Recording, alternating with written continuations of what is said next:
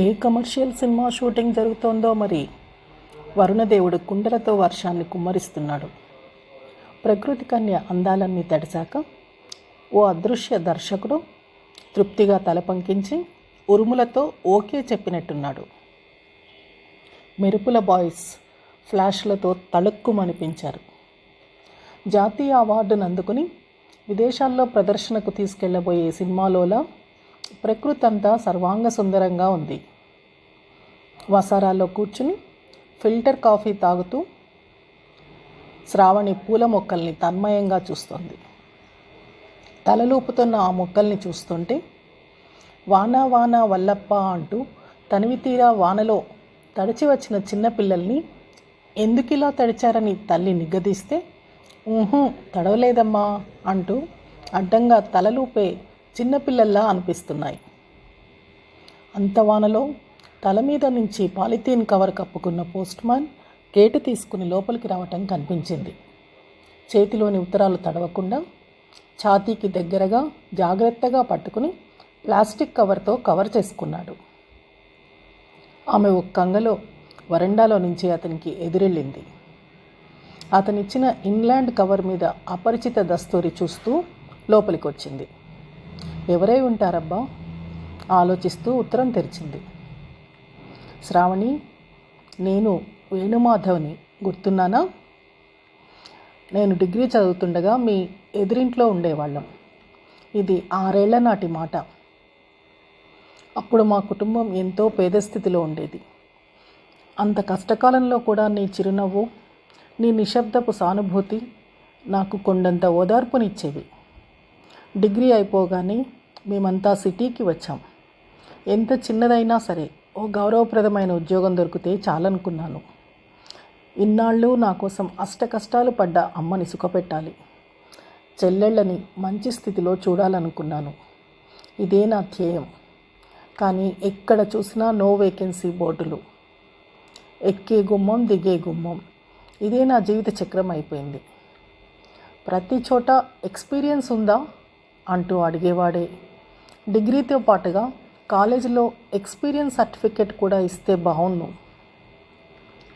మొన్న ఏదో ఇంటర్వ్యూకి వెళ్ళినప్పుడు నా పక్కనున్న అభ్యర్థి దగ్గర నుంచి వీక్లీ అడిగి తీసుకున్నాను. అందులో నీ చిరునామా కనిపించింది. అబ్బా, ఎంత హ్యాపీగా ఫీల్ అయ్యాను. ఇప్పుడు నీకు ఈ ఉత్తరం రాయటానికి ఒక కారణం ఉంది. ఈ మధ్య అమ్మ ఆరోగ్యం మరీ క్షీణించింది. నిజానికి చాన్నాళ్ల నుంచి ఆమె అనారోగ్యంతో బాధపడుతున్నా నాకు తెలియలేదు. ప్రతిరోజు ఉద్యోగం కోసం తిరిగి ఎక్కడా ఉద్యోగం దొరక్క ముఖం వేలాడేసుకుని ఇంటికి వచ్చే కొడుక్కి ఏ తల్లి మాత్రం తన అనారోగ్యం గురించి చెబుతుంది? టైఫాయిడ్ ముదిరి డబుల్ టైఫాయిడ్లోకి దించింది. ఇక అమ్మ ఎంతో కాలం బ్రతకదు శ్రావణి. ఈ చివరి రోజుల్లో ఒక్క రోజైనా అమ్మకి కడుపు నిండా భోజనం పెట్టి ఓ మంచి చీర కొనిపెట్టి అమ్మ ఏ బాధ లేకుండా హాయిగా తృప్తిగా నవ్వుతూ కూర్చుని ఉంటే చూడాలని నా కోరిక. నా చిన్ననాటి చిన్ని స్నేహితురాలివి. అడగకూడదు, కానీ అడగకుండా ఉండలేకపోతున్నాను. శ్రావణి, ప్లీజ్, ఎంతో వద్దు, కనీసం ఓ 100 రూపాయలైనా పంపించగలవా? నిన్నింత ఇబ్బంది పెట్టాల్సి వస్తుందని ఎప్పుడూ అనుకోలేదు. నన్ను మన్నిస్తావు కదూ? నీ మిత్రుడు వేణుమాధవ్. ఉత్తరం చదవటం పూర్తవగానే ఆమె మనసంతా వికలమైంది. వేణు, నువ్వు నాకు ఉత్తరాలు రాయకపోయినా ఎక్కడో ఒక చోట క్షేమంగా సంతోషంగా ఉండి ఉంటావు అనుకున్నాను. నీకు ఉద్యోగం రాలేదా? నీ అంత తెలివిగలవాడికి ఉద్యోగం ఇవ్వలేని స్థితిలో ఈ దేశం ఉందంటే అసలు ఈ దేశం బాగుపడుతుందా? మంచి మనుషులకు మంచి రోజులు వస్తాయంటారు. కానీ నీకు ఇన్ని ఇబ్బందులు ఏమిటి? అయ్యో వేణు, నీకు సాయం చేయాలని ఉంది, కానీ ఎలా చేయను? నా దగ్గర 5 రూపాయల కంటే ఎక్కువ లేవు. ఉన్న డబ్బంతా. సడన్గా ఆమెకు శరత్చంద్ర గుర్తొచ్చాడు. అతను చేసిన మోసం గుర్తొచ్చింది. చేదు మాత్రం మింగినప్పటి ఫీలింగ్ కలిగింది. ఏం మనుషులో ఏమో, అవసరం లేకపోయినా డబ్బు అడిగాడు. తీరా డబ్బు పంపించాక వెక్కిరించి ఏడిపించాడు. ఛీ, ఇదంతా చేసే బదులు ఆ డబ్బు తిరిగి పంపిస్తే ఎంత బాగుండేది. ఇప్పుడు కనీసం ఈ వేణుకైనా పంపించేది. పోనీలే, పోయిన వాటి గురించి, తిరిగి రాని వాటి గురించి బాధపడటం నిజంగా అవివేకం. గతం గతః అన్నారు. మరి వేణుకి ఎలా సాయం చేయాలి? ఆలోచిస్తున్న ఆమెకి ఏ ఉపాయమూ తట్టలేదు. అంత కష్టపడి డబ్బులు పంపిస్తే ఆ శరత్చంద్ర ఎంత గేలి చేశాడో. రేపొద్దున ఈ వేణు కూడా అలాగే చేస్తాడేమో. ఎక్కడో అనుమానం కలిగింది. చచ, వేణు అలాంటివాడు కాదు. అసలు వేణుకి శరత్చంద్రకి పోలికేమిటి? తనెందుకు ఇలా పోల్చి చూస్తోంది అనుకుంటూ తల విదిలించింది. ఎలాగైనా వేణుకి సాయం చేయాలి. తను చిన్నప్పటి నుంచి చూస్తోంది. వేణు అబద్ధాలు ఆడడు. ఎంతో అవసరంలో, అంటే ప్రాణం పోయేంత అవసరంలో ఉంటే తప్ప ఎవరినీ చేయి చాచి యాచించడు. అలాంటి వేణు ఇంతలా అభిమానం చంపుకొని రిక్వెస్ట్ చేస్తూ ఉత్తరం రాశాడు అంటే తప్పకుండా ఎంతో అవసరంలో ఉండే ఉంటాడు. మరైతే సాయం చేయడం ఎలా? సాయంకాలం దాకా ఆలోచిస్తూ ఉండిపోయింది. ఆమెకు చెల్లెలు గుర్తొచ్చింది. అబ్బా, కనీసం చిన్ని ఇంట్లో ఉన్నా బాగుండేది. తనని అడిగి తీసుకునైనా వేణుకి డబ్బు పంపించేది. పోనీ అర్జెంటుగా డబ్బు అవసరమని చిన్నికి ఉత్తరం రాస్తే? దానికి ఉత్తరం రాసి తిరిగి అది డబ్బు పంపించేసరికి చాలా ఆలస్యం అవుతుంది. మరి ఎలా? ఇంకెవరినైనా అడిగితే? ఎందుకంటారు? కారణం చెప్తే బాగుండదు, చెప్పకపోవడము బాగుండదు. ఈ సంగతంతా అమ్మకి నాన్నకి తెలిస్తే కేకలేస్తారు. వాళ్ళకి తెలియకుండా తనకు డబ్బుతో అవసరం వస్తుందని ఎప్పుడూ అనుకోలేదు. ఐడియా. తన చెవుల రింగులు అమ్మేసి ఆ డబ్బుని వేణుకి పంపించి ఆ తర్వాత ఆ రింగులు పోయాయని చెబితే బాగుంటుంది. కానీ అమ్మ నమ్ముతుందా?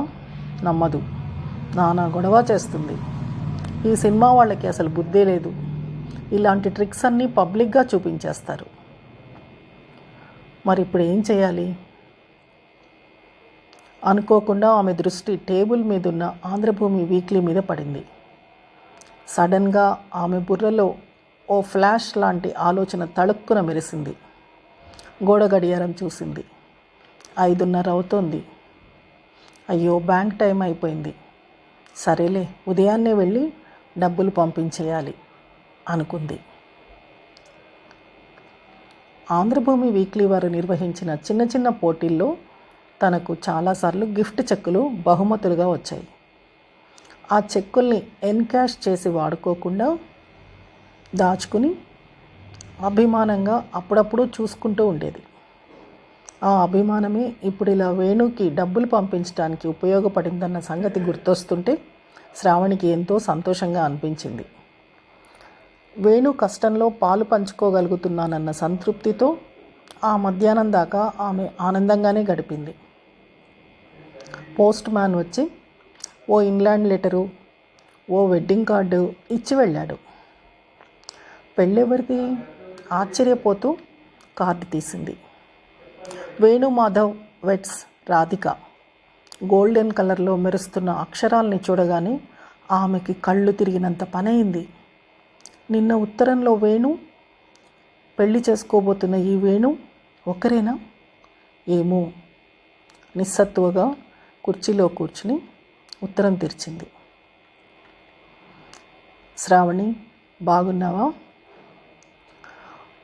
నువ్వు నన్ను చాలా విషయాలకు క్షమిస్తావన్న నమ్మకంతో ఈ ఉత్తరం రాస్తున్నాను. మీ ఊరి నుంచి సిటీకి రాగానే నేను రాసిన ఓ బ్యాంక్ కాంపిటేటివ్ ఎగ్జామ్లో సెలెక్ట్ అయ్యాను. బ్యాంక్ ఆఫీసర్గా ఉద్యోగం వచ్చింది. ఆర్థికంగా కుదురుకున్నాం. అనుకోకుండా మంచి సంబంధాలు రావటంతో 2 చెల్లెళ్ల పెళ్ళిళ్ళు అయిపోయాయి. మా బ్యాంకులోనే పనిచేస్తున్న రాధికని ప్రేమించి పెద్దలను ఒప్పించి పెళ్లి చేసుకోబోతున్నాను. అయినా స్వయంగా వచ్చి నిన్ను పిలవలేకపోతున్నాను. సారీ శ్రావణి. నువ్వు మనుషుల్ని బాగా అర్థం చేసుకుంటావని నాకు తెలుసు. కాలం గడుస్తున్న కొద్దీ కొత్త పరిచయాలు, కొత్త సర్కిల్స్ ఏర్పడటం సహజం కదా. పాత స్నేహితుల్ని మర్చిపోకపోయినా అందరితో కాంటాక్ట్లో ఉండటానికి టైం సరిపోదు. అంతకుమించి బద్ధకం. ఈ బిజీ జీవితంలో నిన్ను చాలాసార్లు గుర్తు చేసుకుంటూ ఉంటాను. నీలాంటి మంచి అమ్మాయితో ఒక్కరోజు స్నేహమైనా సరే ఎవరు మాత్రం మర్చిపోగలరు? అమ్మ మిమ్మల్ని అందరినీ అడిగానని చెప్పమంటోంది. మొన్న మధ్య షాపింగ్కి వెళితే సుల్తాన్ బజార్లో ప్రఫుల్ల కనిపించింది. మీ సంగతులన్నీ తెలిసాయి. మీ అమ్మకి, నాన్నగారికి నా నమస్కారాలు చెప్పు. నిన్ను ఒకసారి చూడాలని ఉంది. ఈ హడావిడంతా సద్దుమణిగాక తనతో కలిసి వస్తాను. ఈ స్నేహితుడికి నీ బెస్ట్ విషెస్ కావాలి. ఇట్లు వేణు. ఆమెకు ఆ ఉత్తరం నమ్మాలో వద్దో తెలియటం లేదు. ఓ విధమైన నిస్పృహ ఆవరించసాగింది. ఈ ఉత్తరం నిజమైతే మరి నిన్నటి ఉత్తరం ఎవరు రాశారు? ఎవ్వరూ రాయటానికి వీల్లేదు. ఎందుకంటే తనకు వేణుకి సాన్నిహిత్యం ఉన్నట్టు ఎవరికీ తెలియదు. 2 ఉత్తరాల్లో చేతివ్రాత పోల్చి చూద్దామని తీసి పక్కన పెట్టి చూసింది. ఎక్కడా పోలికే లేదు. అయినా తనకు తెలుసు వేణు పిచ్చి పనులు చేయడు. అంటే ఏమిటర్థం? ఏముంది, తను మళ్ళీ ఇంకోసారి చాలా తెలివి తక్కువగా మోసపోయింది. చీచి, రెండోసారి కూడా మోసపోయిందని ఎవరికైనా తెలిస్తే నవ్వుతారు. అసలు ఎవరి పని ఇది? ఆమెకు చాలా కోపంగా, ఉక్రోషంగా ఉంది. ఈ పని చేసిన మనిషి ఎవరో తెలిస్తే లాగి 2 కొట్టాలనిపిస్తోంది. ఈ పని కూడా శరత్చంద్రదేనా అన్న అనుమానం వచ్చింది. కానీ అంతలోనే అలా ఆలోచించటం మరీ తన తెలివి తక్కువతనంలా కనిపించింది. తనకిలా ఒకప్పుడు వేణు అని ఓ ఫ్రెండ్ ఉండేవాడని ఎక్కడో బెంగళూరులో ఉన్న శరత్చంద్రకి ఎలా తెలుస్తుంది? ఆ ఆలోచనతో తల పట్టుకుందామే. అసలు ఈ సమస్యలన్నిటికీ కారణం తన భూమి వీక్లీ స్నేహలత శీర్షికకు తన అడ్రస్ని పంపించటమే. తిని కూర్చోక పనిమాల తనెందుకు అడ్రస్ పంపించింది? ఓ రోజు ఆంధ్రభూమి వీక్లీ చదువుతుండగా తనని విపరీతంగా ఆకర్షించి మోటివేట్ చేసిన ప్రకటన గుర్తొచ్చింది. స్నేహలతతో మీ అభిమాన రచయిత సిద్ధార్థ. మేము ప్రకటించిన స్నేహలత శీర్షికకు అనూహ్యమైన రెస్పాన్స్ వస్తోంది. ఇంతమంది పాఠకులు కలం స్నేహం కోరుతున్నారంటే నిజంగా అభినందనీయం. కానీ ఇన్ని వేల చిరునామాల్ని వరుసగా ఇవ్వటం ఏ పత్రికకైనా దాదాపు అసాధ్యం. అందుకే చిరునామాల్ని ఎంపిక చేయటానికి ఓ చిన్న పరీక్ష లాంటిది పెట్టదలిచాం. మీరు ఓ స్నేహితుడినో లేదా స్నేహితురాలినో ఊహిస్తూ ఓ 1/2 పేజీకి మించకుండా ఉత్తరం రాయండి. మీ అభిమాన రచయిత సిద్ధార్థ ప్రతివారం ఆ ఉత్తరాల్ని పరిశీలించి వాటిలోంచి ఉత్తమమైన ఉత్తరాన్ని ఎంపిక చేసి ఆ ఉత్తర రచయితను ఆ వారం పెన్ ఫ్రెండ్గా పరిచయం చేస్తారు. అంతేకాదు, ఎన్నికైన ప్రతి పెన్ ఫ్రెండ్కి రచయిత ఓ విలువైన కలాన్ని, తన ఆటోగ్రాఫ్తో ఓ అందమైన లెటర్ ప్యాడ్ని బహుమతిగా ఇస్తారు. ఇట్లు మీ ఎడిటర్. ఆ చిన్ని ప్రకటన చూసి తను సరదాగా ఓ ఉత్తరం రాసింది. తన ఉత్తరం ఎంపిక అవుతుందని, మొదటి వారమే తను పెన్ ఫ్రెండ్గా పాఠకలోకానికి పరిచయం అవుతుందని తను కలలో కూడా అనుకోలేదు. ఆనాటి భావోద్వేగాన్ని గుర్తు చేసుకుంటుంటే ఆమె పెదవుల మీద చిరునవ్వు కదలాడింది. 2 రోజులు అవ్వటంతో శ్రావణి నెమ్మదిగా జరిగిన సంగతి మర్చిపోసాగింది. కానీ చెల్లెలి దగ్గర నుంచి వచ్చిన ఉత్తరం మళ్ళీ ఆ సంగతిని గుర్తు చేసింది. అయితే ఈసారి ఉత్తరం చదువుతున్న కొద్దీ ఆమె పెదవులు సంతోషంతో, నవ్వుతో విచ్చుకోసాగాయి. అక్క, థ్యాంక్ యూ వెరీ మచ్. నువ్వు పంపించిన 100 రూపాయలతో నేను నా ఫ్రెండ్ కలిసి ఇక్కడ స్కైలైన్ థియేటర్లో ఓ ఇంగ్లీష్ సినిమా చూసాం. హ్యావ్మోర్లో ఐస్ క్రీమ్ తిన్నాం. నేనెప్పుడు పంపించాను అని ఆశ్చర్యపోకు. వేణుమాధవ్ పేరుతో నీకు ఉత్తరం రాసి నీ దగ్గర డబ్బులు కొట్టేసింది ఎవరో తెలుసా? నేనే. మొన్నో రోజు బజార్లో వేణు కనిపించాడు. అతను చెప్పిన విషయాలన్నీ విని నేను ఆశ్చర్యపోయాను, తర్వాత సంతోషించాను. అదే రోజు రాత్రి అనుకోకుండా మా డైనింగ్ హాల్లో ఆంధ్రభూమి వీక్లీ చూస్తుండగా అందులో నీ పేరు అడ్రస్ కనిపించాయి. నీకు తెలుసు కదా, మా హాస్టల్కి అంతా కలిపి ఒకే ఒక వీక్లీ తెప్పిస్తారు. అందరి దగ్గర ఆ వీక్లీ తిరిగి తిరిగి మా దగ్గరకు వచ్చేసరికి ఆలస్యమైంది. ముందు నేను నమ్మలేదు. నోట్లో నాలుక లేని మా అక్కేమిటి ఈ స్నేహలత శీర్షికకు అడ్రస్ పంపించడం ఏమిటి అని ఆశ్చర్యపోయాను. మా ఫ్రెండ్కి నీ గురించి, నీ జాలిగుండె గురించి మొత్తం చెప్పాను. నేను చెప్తుంటే అది నమ్మలేదు. నాకు అంతలోనే ఒక చిలిపి ఊహ కలిగింది. ఓ మాస్టర్ ప్లాన్ వేశాను. ఆ ప్లాన్ని నా ఫ్రెండ్ భవానీకి చెప్పాను. ఎంత అమాయకురాలైనా, ఎంత జాలిగుండె ఉన్నా ఓ ఉత్తరం చూసి ఎట్టి పరిస్థితుల్లోనూ ఏ అమ్మాయి కూడా డబ్బులు పంపించదని అంది. నువ్వు ఖచ్చితంగా పంపిస్తావని నేను వాదించాను. మాట పెరిగి ఇద్దరం పందెం వేసుకున్నాం. నా చేతి వ్రాత అయితే నువ్వు గుర్తుపడతావని దాంతో ఉత్తరం రాయించాను. కానీ నువ్వు నన్ను గెలిపించావు. ఎంతైనా నువ్వు నా బంగారు అక్కవి కదా. డబ్బు అవసరమైతే అన్ని అబద్ధాలతో ఉత్తరం రాయడం ఎందుకు, నేరుగా అడగొచ్చు కదా అని అంటున్నావా? భలేదానివే. నేను ఊరికనే సరదాకి అడిగితే నువ్వు పంపిస్తే అమ్మ ఇక్కడికి వినపడేలా తిడుతుంది. అదంతా పెద్ద హెడ్ఏక్. ఇలా అయితే నీకు బాధ లేదు, నాకు బాధ లేదు. ఎలా ఉంది నా ప్లాన్? సారీ అక్క, రోజుల తరబడి నువ్వు చాలా జాగ్రత్తగా పొదుపు చేసి దాచుకున్న డబ్బుని ఒక్క పూటలో ఖర్చు పెట్టేశాను. మా భవానీకి ఎప్పుడు నీ గురించే చెప్తుంటాను. మా అక్క కాటన్ చీరల్ని కూడా ఎంత బాగా మెయింటైన్ చేస్తుందో. గంజి పెట్టి ముడతలు లేకుండా ఎండలో ఆరేసి ఇస్త్రీ చేసినట్టుగా మడతలు పెడుతుంది. అప్పుడే మోడలింగ్ చేయబోతున్నంత శ్రద్ధగా, పొందిగ్గా, విసనకర్ర విప్పినట్టు కుచ్చిళ్ళు పెట్టుకుని చీర కట్టుకుంటుంది అని చెప్తాను. అది నమ్మదు.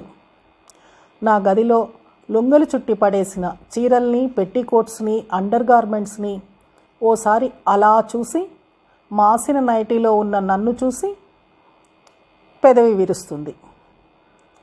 మా అక్క ఎప్పుడూ కడిగిన ముత్యంలా ఉంటుంది. తనని నిద్రలో లేపి చూసినా ఎంచక్కా బొట్టు కాటుకతో తెలుగింటి అమ్మాయిలా ఉంటుంది. ఉంగరాల జుత్తుని చిక్కులు లేకుండా, రేగకుండా నున్నగా దూకుని ఇంత పెద్ద జడ అల్లుకుంటుంది అని చెప్తాను.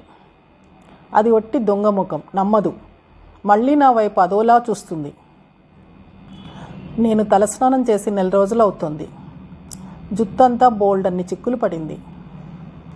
ముఖం మీద పాత మొటిమల తాలూకు మచ్చల్ని వెక్కిరిస్తూ కొత్త మొటిమలు పుట్టుకొస్తున్నాయి. ముఖం జిడ్డు కారుతుంది. నన్ను చూసి అంటుంది కదా, లాభం లేదమ్మాయి, నీళ్లల్లో డెట్టాల్ వేసి కొబ్బరి పీచుతో రుద్ది మరీ నీకు స్నానం చేయించాలి అంటుంది. మా అక్కకి నీట్నెస్ చాలా ఎక్కువ. ఇల్లంతా అద్దంలా శుభ్రంగా ఉంచుతుంది. ఓ పక్కన పని చేస్తూనే ఉంటుంది. ఇంతలో ఎక్కడి వస్తువులు అక్కడ పెడుతూనే ఉంటుంది. అబ్బో అంటూ నిన్ను గుర్తు చేసుకుంటూ ఉంటాను. మళ్ళీ నిరసనగా చూస్తుంది. పాపం, తనని తిట్టుకుని లాభం లేదులే. నా గదంతా ఎప్పుడూ చిందరవందరగా ఉంటుంది. రీడింగ్ టేబుల్ మీదంతా పుస్తకాలు, మంచం మీద, పరుపు కింద, తలగడ కింద ఇంకొన్ని పుస్తకాలు, కాగితాలు. ఈ ఉత్తరం రాయటానికి గంట సేపు వెతికితే కానీ పెన్ను కనబడలేదు. అదిగో ఆ కిటికీలో చూడు, సగం ఒత్తులు కాలిపోయిన స్టవ్, పక్కనే మూతలు లేకుండా టీ పొడి డబ్బా, కాఫీ పొడి డబ్బా, పంచదార సీసా. ఎంగిలి కప్పులు ఎండిపోయి కాళ్లకు తగులుతున్నాయి. ఎదురుగా గోడ మీద నువ్వు ప్రజెంట్ చేసిన ఫస్ట్ లవ్ నిర్మల్ పెయింటింగ్ మీద దుమ్ము పేరుకొనిపోయి ఉంది. అరిగిపోయిన క్యాసెట్ల వైపు 2-in-1 టేప్ రికార్డర్ దీనంగా చూస్తోంది. అక్క చెల్లెలమే అయినా మన ఇద్దరి మధ్య ఎంత తేడా కదా. ఇద్దరం ఉత్తర దక్షిణ ధృవాలం. నాలా ఉండాలని నువ్వు అనుకోకపోవచ్చు, కానీ అక్క ఒట్టు అచ్చంగా నీలా ఉండాలని, నీలా డ్రెస్ అవ్వాలని, నీట్గా ఉండాలని సీక్రెట్గా అనిపిస్తూ ఉంటుంది.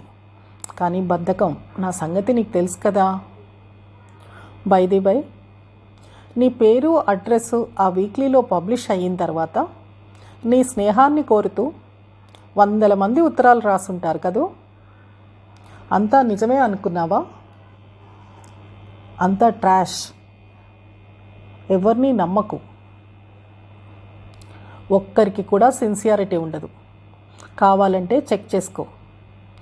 నీ ఫోటో పంపించమని, ఇంటికి వస్తామని ప్రతి ఒక్కడూ అడిగే ఉంటాడు కదా. అంతేనోయ్. రోడ్డు మీద మన దారిన మనం వెళ్తుంటే ఈ మగాళ్ళు ముందెళ్లేదానా, నీ వెనకే నే రానా అని పాడుతూ ఇంటి దాకా బాడీగార్డులా వస్తారు. ఫేసు నోసు తెలియకపోయినా సరే హాయ్ హలో మిమ్మల్నే అంటూ పలకరిస్తుంటారు. అలాంటిది ఆడపిల్ల అడ్రస్ కనపడితే ఇక వదులుతారా? బోల్డన్ని వేషాలు వేస్తారు. ఆ స్నేహలత శీర్షికలో ఒక్కళ్ళంటే ఒక్కళ్ళు సిన్సియర్గా ఉన్నా ఆ ఫీచర్ ఉద్దేశం నెరవేరినట్టే. కానీ ఎవ్వరూ ఉండరు. ఎవరైనా ఉంటే చెప్పు, నా చెవి తెగ్గోయించుకుంటాను అన్నట్టు అడగటం మర్చిపోయాను. ఇంతకీ నీకు వేణు దగ్గర నుంచి వెడ్డింగ్ కార్డ్ వచ్చిందా? పోర్ చాప్. ఇదంతా సరే కానీ అమ్మా నాన్న ఎలా ఉన్నారు? వాళ్ళని తలుచుకుంటుంటే ఒక్కోసారి జాలేస్తుంది.